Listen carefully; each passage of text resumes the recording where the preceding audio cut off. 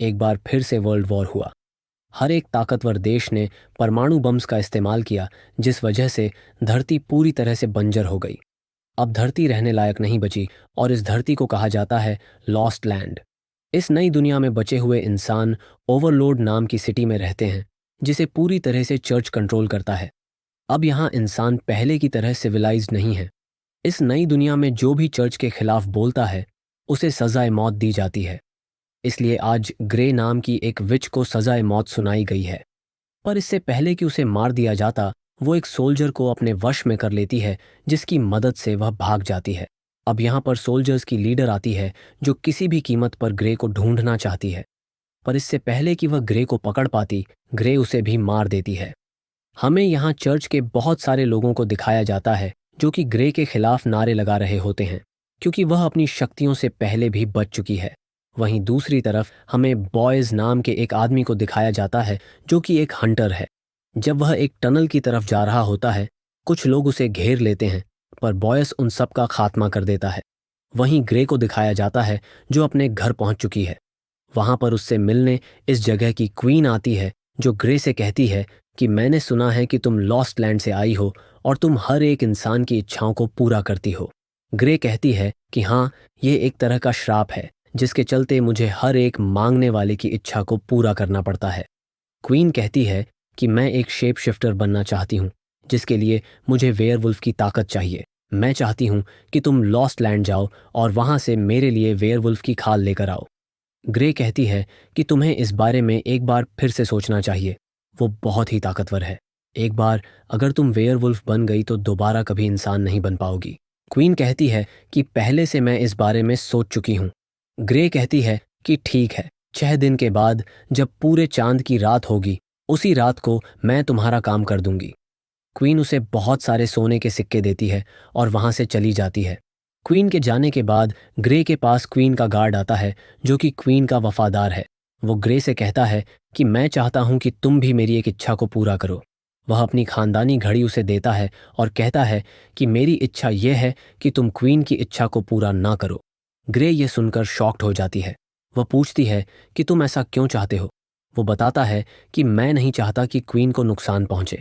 अगर उनके अंदर वेयरवुल्फ की पावर आ गई तो हो सकता है कि वह उस पावर को कंट्रोल ना कर पाए, और मैं ऐसा नहीं चाहता। ग्रे कहती है कि ठीक है, मैं तुम्हारा काम कर दूंगी। क्वीन का गार्ड वहां से चला जाता है और अब ग्रे अपनी शक्तियों से एक विजन देखती है, जिसमें उसे वह वेयरवुल्फ दिखता है, जिसे कुछ लोग मारने वाले होते हैं, लेकिन वह इतना ताकतवर होता है कि उसे कोई नहीं मार पाता। साथ ही वह बहुत खतरनाक भी है। दूसरी तरफ हमें क्वीन को दिखाया जाता है, जहां पर किंग बहुत ज्यादा बीमार है। दरअसल उनकी उम्र बहुत ज्यादा हो चुकी है और क्वीन उन्हें बिल्कुल पसंद नहीं करती। अक्सर इन दोनों के झगड़े होते हैं। किंग से झगड़ा करने के बाद वह बॉयज से मिलने के लिए जाती है। दरअसल क्वीन और बॉयज का अफेयर है, जिस बारे में किसी को कुछ नहीं पता। बॉयज क्वीन के साथ कुछ वक्त बिताता है और उसके बाद वह एक बार में जाता है, जहां पर उससे मिलने ग्रे आती है। ग्रे बॉय से कहती है कि मैंने सुना है कि तुम्हें लॉस्ट लैंड के चप्पे चप्पे के बारे में पता है। मुझे तुम्हारी मदद चाहिए। मुझे एक वेयरवुल्फ को पकड़ना है। वॉइस कहता है कि मैं यहाँ पर कार्ड्स खेलने के लिए आया हूँ। इस वक्त मैं तुम्हारी कोई मदद नहीं कर सकता। और अब ग्रे उसके साथ कार्ड्स खेलकर उसे हरा देती है, जिसके बाद एक बार फिर से वह उसे कहती है कि मुझे उस वेयरवुल्फ को किसी भी कीमत पर पकड़ना है, जिसमें मुझे तुम्हारी मदद की ज़रूरत है। बस तुम मुझे इतना बता दो कि वह वेयरवुल्फ मुझे कहाँ मिलेगा। वह बताता है कि लॉस्ट लैंड में एक जगह है, जिसका नाम स्कल रिवर है। वहीं पर तुम्हें वेयरवुल्फ मिलेगा, पर वह जगह बहुत खतरनाक है। ग्रे उसे कहती है कि तुम मेरी इसमें मदद करो। इसके बदले वह उसे सोने के सिक्के और क्वीन के गार्ड की वह घड़ी देती है, जो कि एक खानदानी घड़ी होने के साथ साथ बहुत बेशकीमती भी है। वॉइस उसका साथ देने के लिए उसके साथ चलने के लिए तैयार हो जाता है। पर तभी यहाँ पर सोल्जर्स की लीडर आ जाती है, जिसे ग्रे ने पिछली बार मारने की कोशिश की थी। ग्रे को लग रहा था कि उसने उसे मार दिया, पर वह अब भी जिंदा होती है। वो अपने सोल्जर्स के साथ यहाँ पर ग्रे को पकड़ने के लिए आई है। बॉयज के पास उसके स्नेक्स होते हैं, जिससे वह लीडर के ऊपर हमला करता है और लीडर उसके स्नेक्स को मार देती है। बॉयस जब यह देखता है तो विच यानी कि ग्रे के साथ यहाँ से भाग जाता है। ये दोनों के दोनों लॉस्ट लैंड के लिए निकल पड़ते हैं, लीडर को यह बात पता चल जाती है कि ग्रे और बॉयज दोनों के दोनों लॉस्ट की तरफ गए हैं, क्योंकि उन्हें क्वीन की इच्छा को पूरा करना है, जिसके लिए उन्हें वेयरवुल्फ को मारना होगा। और अब वह अपने सोल्जर्स को उनके पीछे भेज देती है। वहीं बॉयज को दिखाया जाता है जो ग्रे को अपने दोस्तों के घर ले जाता है, जो बॉयज से मिलकर बहुत खुश हो जाते हैं। रात उस जगह गुजारने के बाद अगली सुबह ये दोनों के दोनों लॉस्ट लैंड के और भी अंदर चल पड़ते हैं, जहां पर इन्हें बहुत ही खतरनाक जानवरों के स्केलेटन दिखते हैं। इससे पता चलता है कि यह जगह बहुत खतरनाक है। वहीं दूसरी तरफ हमें किंग के एक गार्ड को दिखाया जाता है जो किंग के लिए वफादार होता है। वो सोल्जर्स की लीडर के साथ मिलकर ग्रे और बॉयज को पकड़ने के लिए सोल्जर्स की एक पूरी ट्रेन भेजता है। और जब यह बात क्वीन को पता चलती है तो वह उस गार्ड से पूछती है कि किसकी परमिशन से ग्रे को पकड़ने के लिए सोल्जर्स की इतनी बड़ी टीम को भेजा। वो कहता है कि हमारे राजा अब भी जिंदा हैं, वह बहुत कमज़ोर हो चुके हैं, तुम उन्हें उनकी राजगद्दी के लिए कोई वारिस नहीं देना चाहती। यहाँ जनता को और सबको शक है कि तुम ग्रे विच के साथ मिली हुई हो, तुम राजा को मारकर खुद राजगद्दी पर बैठना चाहती हो। इसीलिए हम किसी भी कीमत पर ग्रे को जिंदा पकड़ना चाहते हैं ताकि पूरी सच्चाई का हमें पता चल जाए। क्वीन उसकी बात का कोई जवाब नहीं देती। वहीं हमें लीडर के सोल्जर्स को दिखाया जाता है जो बॉयज के उन दोनों दोस्तों के घर पहुंच जाते हैं जहां पर बॉयज और ग्रे ने रात गुजारी थी। वो उन दोनों को पकड़ लेते हैं और पूछते हैं कि बॉयज और ग्रे किस तरफ गए हैं। हालांकि ये बताना नहीं चाहते, लेकिन मजबूरी में इन दोनों को बताना पड़ता है। बताने के बाद भी यह उनमें से एक को मार देते हैं। वहीं बॉयज और ग्रे को दिखाया जाता है जो चलते चलते बहुत दूर पहुंच जाते हैं। आगे रास्ता खत्म हो जाता है, इन्हें ऊपर पहाड़ियों पर जाना होगा। इसीलिए बॉयज ग्रे को अपने दोस्त के पास ले जाता है जिसके पास एक केबल ट्रॉली है। पर जब उसके पास जाते हैं तो देखते हैं कि पहले किसी ने उसे मार दिया है। तभी यहाँ पर लीडर अपने सोल्जर्स के साथ आ जाती है। सबने अपनी आंखों में ग्लासेस पहने होते हैं ताकि किसी को भी ग्रे अपनी शक्ति से हिप्नोटाइज ना कर पाए। और अब वह बॉयज से कहती है कि मेरे पास तुम्हारी दोस्त है, अगर तुम उसे जिंदा चाहते हो तो तुम्हें इसके बदले मुझे ग्रे को देना होगा। बॉयज उसकी बात नहीं मानता, जिस वजह से वह उसकी दोस्त को मार देती है। और अब बॉयज पूरी तरह से टूट जाता है। वो ग्रे के साथ मिलकर उसके सोल्जर्स पर हमला करता है, लेकिन उनकी तादाद बहुत ज़्यादा होती है। इसीलिए इन दोनों को अपनी जान बचाकर यहाँ से भागना पड़ता है। वो केबल ट्रॉली से दूसरी तरफ जाने की कोशिश करते हैं, पर यहाँ पर लीडर उनकी केबल वायर को काट देती है, जिससे उनकी जो ट्रॉली, जो उनकी गाड़ी है, वह नीचे गिर जाती है। पर किसी तरह से ग्रे केबल को पकड़कर दूसरी तरफ चली जाती है। और अब जब बॉयज भी ऊपर आ रहा होता है तो दूर से लीडर उस पर गोली चलाकर उसे जख्मी कर देती है। लीडर बॉयज पर एक और गोली चलाना चाहती थी, लेकिन यहाँ पर ग्रे अपनी शक्तियों से उसे कंफ्यूज कर देती है, जिस वजह से बॉयज की जान बच जाती है। अब वह बॉयज को ऊपर खींच लेती है, जिसके बाद बॉयज अपने शरीर से गोली निकालता है। ग्रे उसके जख्मों को सिल देती है। वो ग्रे को शुक्रिया कहता है। वहीं क्वीन को दिखाया जाता है, जिसे पता चलता है कि वह प्रेग्नेंट है, लेकिन यह बच्चा किंग का नहीं बल्कि बॉयज का है, जिस बारे में किसी को कुछ नहीं पता। और उसी रात को वह किंग को मार देती है। वहीं हमें बॉयज और ग्रे को दिखाया जाता है जो लगातार आगे बढ़ रहे होते हैं।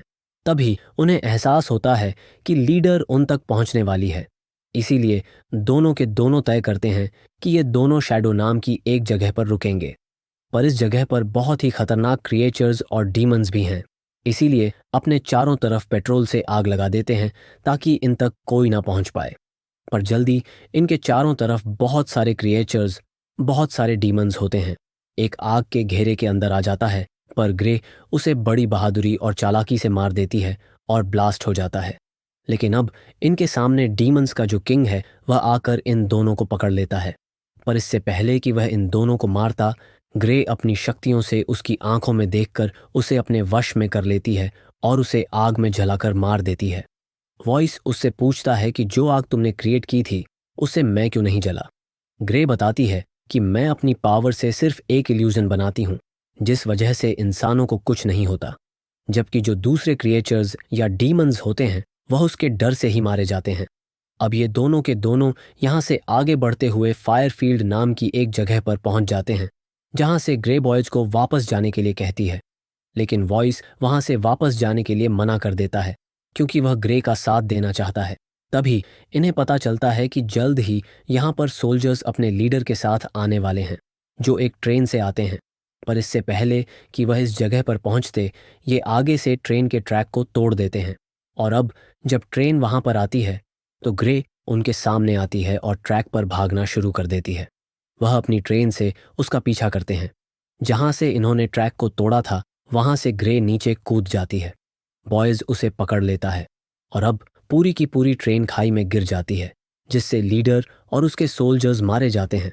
वहीं हमें महल में दिखाया जाता है, जहां पर क्वीन का जो वफादार सोल्जर, उसका जो गार्ड होता है जिसने ग्रे को अपनी वॉच दी थी, उसके साथ मिलकर क्वीन किंग के उस गार्ड को मरवा देती है, जिसने यहाँ पर लीडर को भेजा था, जो नहीं चाहता था कि क्वीन कभी भी राजगद्दी पर बैठे।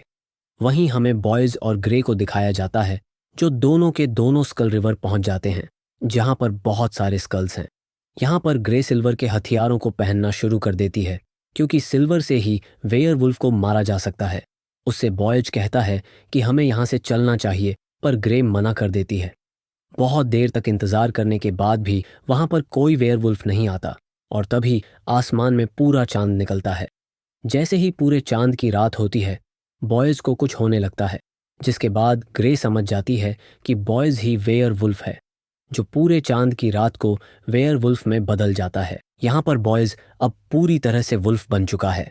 वह ग्रे के ऊपर हमला कर देता है, लेकिन ग्रे अपनी शक्तियों से बहुत सारे इल्यूजन क्रिएट करती है और बॉयज को जख्मी कर देती है। पूरे चांद की रात खत्म होने के बाद बॉयज एक बार फिर से इंसान बन जाता है। ग्रे कहती है कि मुझे पहले से पता था कि तुम एक वेयरवुल्फ हो। मैंने अपने विजन्स में तुम्हें वुल्फ बनते हुए देख लिया था। इसीलिए जब मैं तुम्हारे शरीर में तुम्हारे घाव को सिल रही थी, तो मैंने उसमें एक सिल्वर कॉइन डाल दिया था, जो तुम्हारे शरीर के अंदर अब पॉइजन का काम कर रहा है। ये जानने के बाद बॉयज अब पहले से भी ज्यादा कमजोर महसूस करने लगता है।